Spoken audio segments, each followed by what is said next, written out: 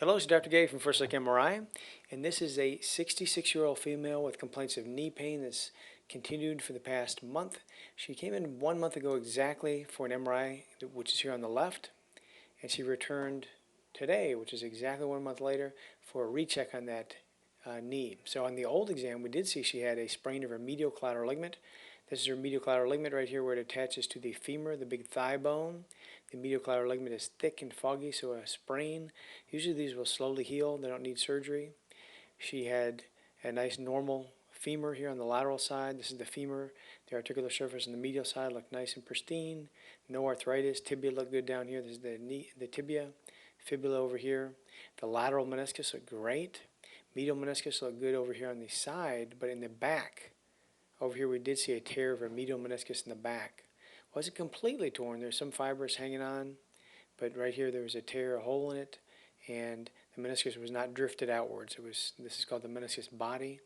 It was pretty well hugging between the femur and tibia here, still acting as a shock absorber. So she had continued pain and decided to come back in and see what had happened.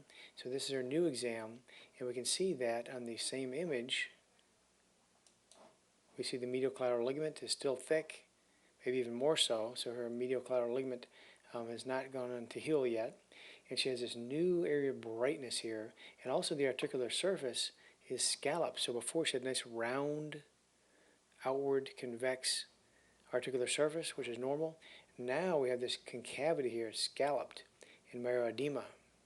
Also we notice that the inner margin of the meniscus here and the meniscus body is pointy and sharp, like it should be, like a perfect triangle. This one is blunted, the inner margin, so there's a little tear of the inner margin. So some significant changes have happened here.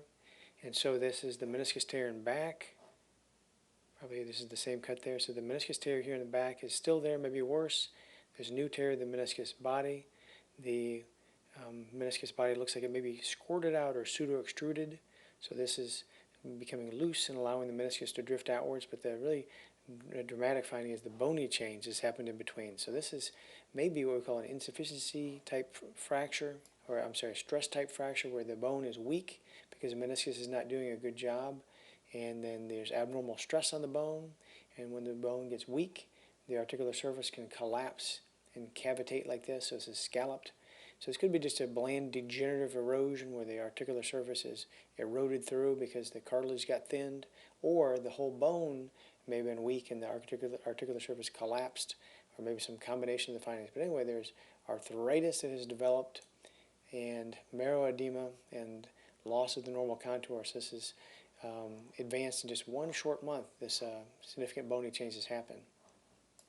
This is the old exam here. You can see the meniscus tear in the back of the medial meniscus was pretty clean, but the meniscus was separated, so the meniscus was not doing its job. And here on the new exam, the meniscus tear is a little more irregular and ill-defined. And then finally, the old exam here, where we can see that nice femur, nice and round and smooth. You can see the gray articular cartilage. And now the new exam, where we see that articular scalloping and the darkness is the meroedema, and the meniscus is starting to squirt out a little bit there. And that's it. So this is a problem with meniscus tears. When they don't do their job, they can lead to arthritis and changes in the bone like this. If the bone collapses further, it may even require a knee replacement at some point if this flattens out too much and becomes deformed. And that's it. Thank you so much.